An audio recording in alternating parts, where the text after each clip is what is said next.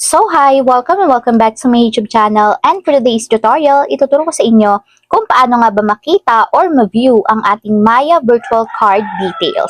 But first, can you subscribe to my channel and don't forget to hit the subscribe button and the bell to notify you for my new updates. And if you want to learn more, just keep on watching and let's start. So ayan guys, for today's video, i-open lang natin ang ating Maya account or Maya app.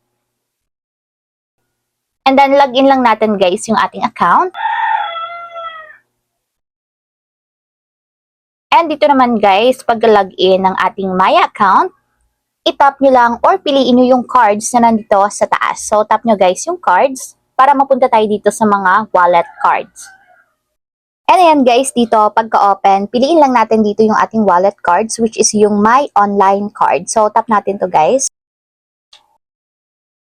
And ayan, pagka-open ng ating online card or ng ating wallet card, itap nyo lang yung pinakang card dito. So, ito guys, pipiliin nyo lang siya, itatap nyo. And then, lagay nyo lang yung inyong PIN or yung inyong fingerprint authentication.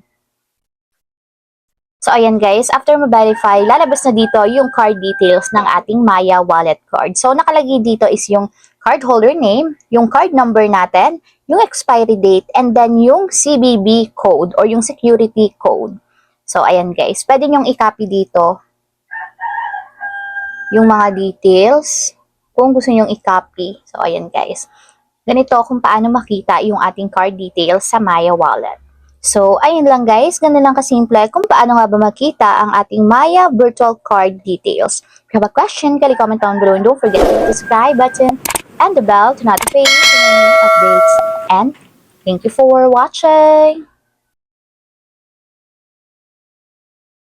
Living life, every day, late at night, not okay.